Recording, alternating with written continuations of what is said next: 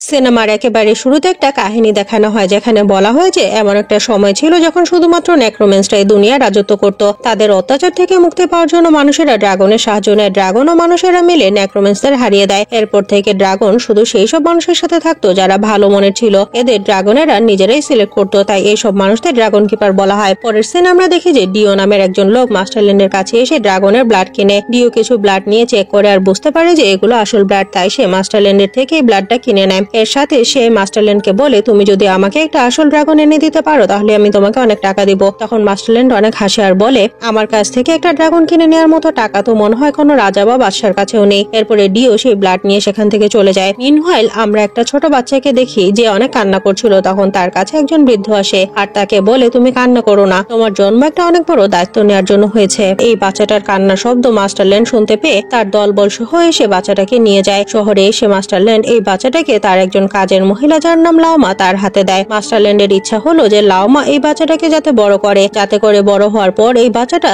মাস্টারল্যান্ডের servant হয়ে যায়। বাচ্চাটাকে কোলে নেওয়ার পরে লাওমা বাচ্চাটার নাম পিং রাখে। অন্যদিকে ডিও ড্রাগনের ব্লাড নিয়ে তার মায়ের কাছে আসে। ডিওর মা অনেক অসুস্থ, সে কথাও শুনেছিল যে ড্রাগনের ব্লাডের সাহায্যে তার মা সুস্থ হয়ে যাবে, কিন্তু ডিওর মা সেই ব্লাড ইউজ করতে রাজি হয় না আর ডিওকে বলে, আমার সময় চলে এসেছে আর এবার আমাকে যেতে হবে। এসব বলে ডিওর মা ডিওকে অনেক ভালোবাসা ও দোয়া দেয়। এভাবেই কিছু বছর কেটে যায়। এখন পিং বড় হয়ে গেছে। লাওমা এখনো পিং এর যত্ন নেয়। একদিন মাস্টারল্যান্ড এদের কাছে আসে আর বলে, আমার দুটা ড্রাগনের জন্য খাবার রেডি করো। মাস্টারল্যান্ড তাদের সাথে যেভাবে কথা বলে এটা পিং এর একেবারেই ভালো লাগে না, তাই সে লাওমাকে বলে, তুমি এই লোকটার এরকম আচরণ কেন সহ্য করো? তখন লাওমা বলে, আমাদের এসব সহ্য করতেই হবে, কারণ আমরা মাস্টারল্যান্ডের সার্ভেন্ট। এখানে পিং এর একটা কিউট বন্ধু আছে, এটা আসলে একটা ইঁদুর। পিং এর নাম হুয়া রেখেছিল।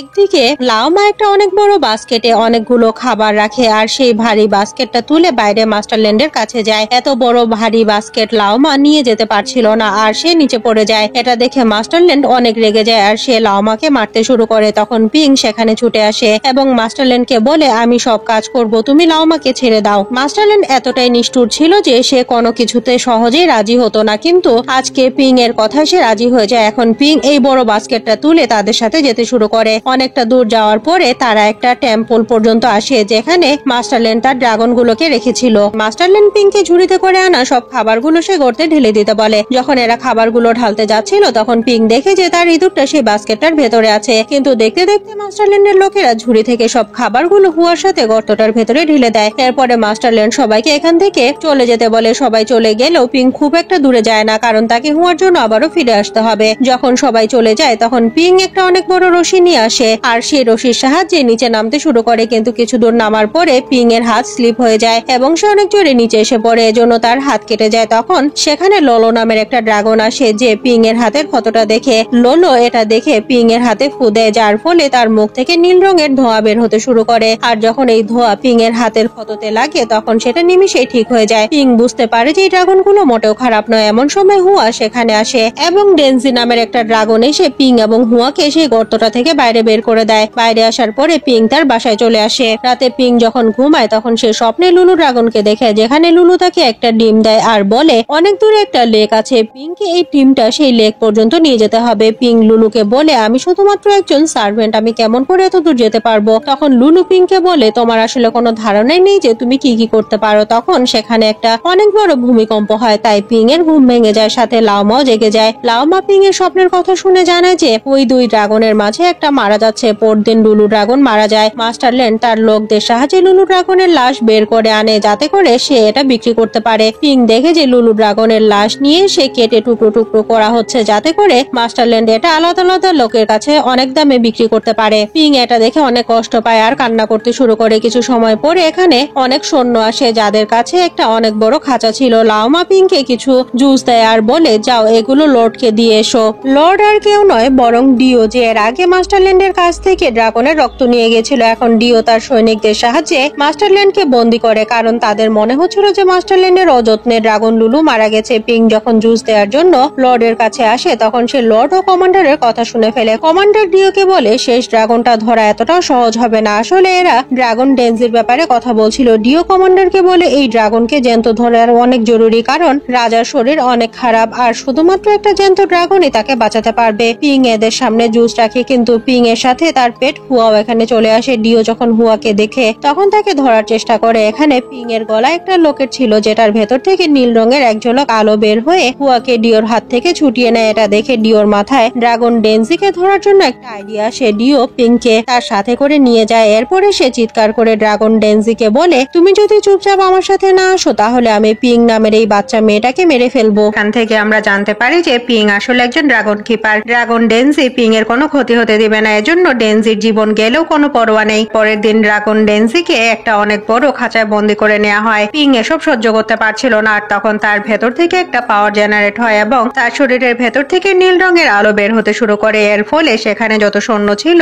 সবাই বাতাসে উড়ে যায়। পিং ছুটে ড্রাগন ডেনজির কাছে আসে। ডেনজি পিংকে একটা ছোট ডিম দেয়। এটা নিয়ে পিং সেখান থেকে ছুটতে শুরু করে। ডিও দেখতে পায় যে পিং এর কাছে একটা ড্রাগনের ডিম আছে, তাই সে তার সব সৈন্যদের পিংকে ধরার জন্য পাঠিয়ে দেয়। পিং যেমন তেমন করে সৈন্যদের হাত থেকে নিজেকে বাঁচিয়ে এখান থেকে পালাতে থাকে। তখন ডিও তার পেছনে একটা ছোট পোকা ছেড়ে দেয়। এই পোকাটা পিংকে কামড়ে দেয়, যার ফলে পিং এর শরীরে বিষ ছড়িয়ে পড়ে আর পিং পড়ে যেতে থাকে। তখন ড্রাগনের সেই ডিমটা তাকে বাঁচিয়ে নেয়। ড্রাগন ডেনজি সেই খাঁচা ভেঙে পিংকে বাঁচানোর জন্য ছুটে আসে। এটা দেখে ডিও এক হাতে পিং এবং অন্য হাতে ড্রাগনের ডিমটা ধরে ড্রাগন ডেনজিকে বলে, তুমি যদি এখান থেকে একটু নড়াচড়া করো তাহলে আমি এই দুজনকেই নিচে ফেলে দেবো। কিন্তু ড্রাগন ডেনজি আস্তে আস্তে ডিওর দিকে এগিয়ে যাচ্ছিল, তাই ডিও ড্রাগনের ডিম এবং পিংকে নিচে ফেলে দেয়। ডেনজি এখানে ডিসাইড করে যে সে পিংকেই বাঁচাবে, তাই সে পিং এর কাছে উড়ে গিয়ে তাকে বাঁচিয়ে নেয়। কিন্তু ডিও এতটাও বোকা নয় যে সে ড্রাগনের ডিমটা নিচে পড়ে ভেঙে যেতে দিবে, তাই সে ড্রাগনের ডিমটা সেভ করে। এদিকে ড্রাগন ডেনজি ভাবে যে সে এই ডিমটাকেও বাঁচাবে, তাই যখন সে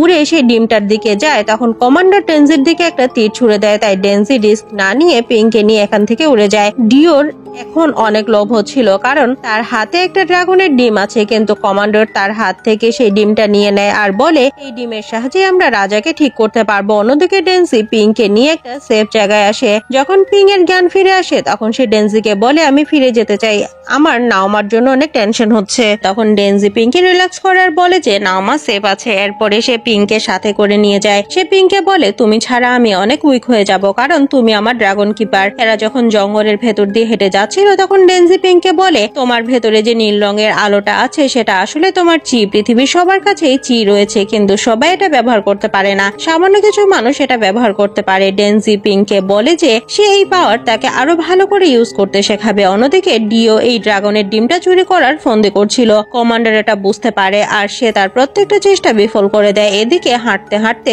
পিং এবং ডেনজি একটা বড় ব্রিজের কাছে চলে আসে। এটা পার করে তাদের যেতে হবে, কিন্তু এরা যখন এটা পার করছিল তখন ডেনজির ওজনের জন্য ব্রিজটা ভেঙে যায়। পিং তাকে বাঁচিয়ে নেয়। ডেনজির সামান্য কিছু আঘাত লাগে, তখন পিং তার ব্লু পাওয়ারের সাহায্যে সেটা ঠিক করে দেয়। অন্যদিকে কমান্ডার ডিও সহ সেই ড্রাগনের ডিমটা নিয়ে রাজার কাছে আসে। রাজা যখনই ড্রাগনের ডিমটা ধরে সে সাথে সাথে একেবারে সুস্থ হয়ে যায়। এর মাধ্যমে আমরা বুঝতে পারি যে এই ড্রাগনের ডিমটা কতটা পাওয়ারফুল। ডিও এখানেও চেষ্টা করে যেমন তেমন করে সে যাতে রাজার কাছ থেকে এই ডিমটা নিয়ে নিতে পারে। তাই সে রাজাকে বলে, আপনি আমাকে এই ডিমটা দিলে আমি এর সাহায্যে এমন একটা রিচুয়াল করব যাতে করে আপনি চিরকালের জন্য অমর হয়ে যাবেন। এরপরে আপনাকে কোনো রোগ স্পর্শ করতে পারবে না। রাজা বলে, আমাদের এমন কোনো কিছু করা উচিত নয়, কারণ এর ফলে বিধাতা রুষ্ট হবে। এটা শুনে ডিও রেগে যায়, তাই সে ডিমটা নেয়ার জন্য অন্য কোনো প্ল্যান করতে শুরু করে। ডিও একজন বৃদ্ধর কাছে যায়। বৃদ্ধ ডিওকে বলে, আমার কাছে রিচুয়ালের সব সামগ্রী আছে, শুধু সেই ড্রাগনের ডিমটা হলেই আমি রিচুয়াল শুরু করে দিব, আর আমি এটার মাধ্যমে তোমাকে গড বানিয়ে দেব।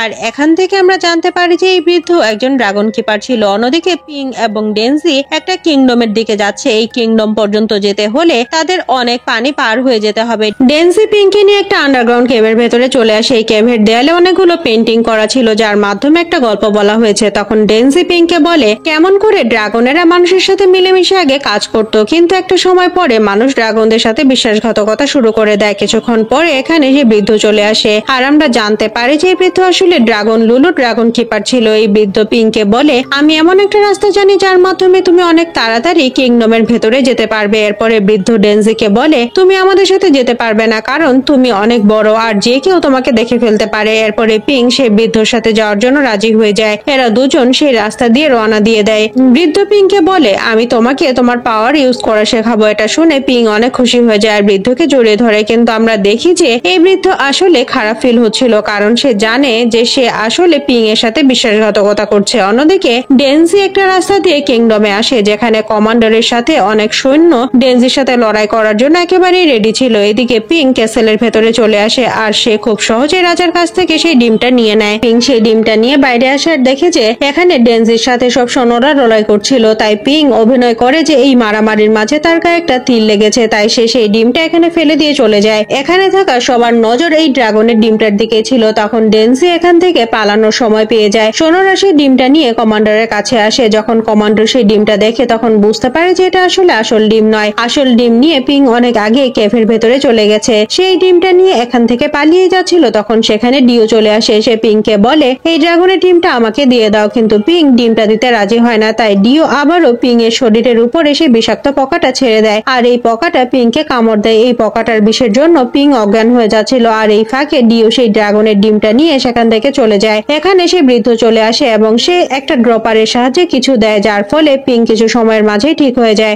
যখন পিং এর চোখ খুলে তখন সে তার সামনে কমান্ডার ও তার সৈন্যদের দেখতে পায়। কমান্ডার পিংকে সেই ডিমটার ব্যাপারে জিজ্ঞেস করে। অন্যদিকে ডিও সেই ড্রাগনের ডিমটা নিয়ে একটা অনেক অদ্ভুত জায়গায় চলে এসেছে। এখানে সে রিচুয়ালের সাহায্যে ডিমের ভেতর থেকে সব পাওয়ার নিজের ভেতরে অ্যাবসর্ব করছিল, যাতে করে সে অমরত্ব পায়। তখন কমান্ডার পিংকে সাথে নিয়ে সেই জায়গায় চলে আসে। তাই ডিও অনেকগুলো বিষাক্ত পোকা এদের দিকে ছেড়ে দেয়। এখন পিং তার ব্লু পাওয়ারের সাহায্যে সব পোকাগুলোকে মেরে ফেলে, কিন্তু এই পাওয়ারের জন্য কমান্ডারেরও আঘাত লাগে। অন্যদিকে হুয়া ডেনজির কাছে আসে আর তাকে জানায় যে পিং অনেক বিপদে আছে। পিং সেই ঘরে যেতে চাইছিল যেখানে ডিও সেই ড্রাগনের ডিমটা থেকে পাওয়ার কনজিউম করছিল, কিন্তু সেই বৃদ্ধ পিংকে বাধা দেয় আর বলে যদি তুমি ভেতরে যাও তাহলে তোমার সব পাওয়ারও ডিও কনজিউম করে নিবে। কমান্ডারও সেখানে চলে আসে আর তাকে নিষেধ করার পরেও সে বৃদ্ধের একটা কথাও শুনে না। সে তখনই সে ঘরের ভেতরে ঢুকে যায়। তখন ডিও কমান্ডারের শরীর থেকে সব পাওয়ার নিয়ে নেয়, যে জন্য সে হঠাৎ করে বৃদ্ধ হয়ে নিচে পড়ে যায়। পিং বুঝতে পারছিল না যে সে কেমন করে এদের সাহায্য করবে এবং এগুলো কেমন করেই বা বন্ধ করবে। তখন সে বৃদ্ধ তার সব পাওয়ার ইউজ করে যাতে করে যেমন করেই হোক সেই ডিমটা পিং এর কাছে ফিরে আসে। সে তার সব পাওয়ার ইউজ করে সেই ডিমটা নিয়ে পিংকে দিয়ে দেয়, কিন্তু এর ফলে সে বৃদ্ধ মারা যায়। ডিমটা এখন পিং এর হাতে আসার ফলে রিচুয়ালটা অপূর্ণ থেকে যায়। তাই ডিও এখন একটা অদ্ভুত ছোট ডেভিলের মতো হয়ে যায়। সে বাইরে এসে পিং এর সাথে লড়াই করতে শুরু করে। পিং একাই তার সাথে লড়াই করছিল। কিছু সময়ের মাঝে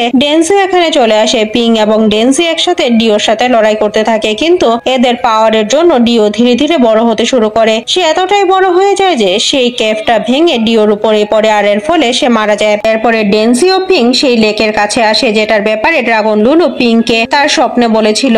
এরপরে পিং সেই ডিমটা লেকের পানিতে ফেলে দেয় আর এটার ভেতর থেকে একটা ছোট বেবি ড্রাগন বের হয়ে আসে। এটা দেখে পিং অনেক খুশি হয়। যখন লড়াই হচ্ছিল তখন ডেনজির অনেক আঘাত লাগে, তাই তার অবস্থা খুব একটা ভালো ছিল না। তাই সে পিংকে বলে আমার মারা যাওয়ার পরে তুমি এই বেবি ড্রাগনটার দেখাশোনা করবে, কারণ তুমি এর ড্রাগন কিপার। পিং সিদ্ধান্ত নেয় যে সে কোনোভাবেই ডেনজিকে মারা যেতে দিবে না। তাই সে তার সব পাওয়ার ইউজ করে ডেনজিকে অনেক উপরে তুলে দেয়, কারণ পিং জানে যে এখানে গেলে ডেনজি খুব দ্রুত হিল হয়ে যাবে। আর পিং যা ভাবে তাই হয়, ডেনজি একেবারেই ঠিক হয়ে যায়। পিং তার সব পাওয়ার ইউজ করে যার ফলে সে অজ্ঞান হয়ে যায়, কিন্তু তখন তার কাছে সেই বেবি ড্রাগনটা আসে আর এর সাথে এই সিনেমাটা এখানেই শেষ হয়ে যায়।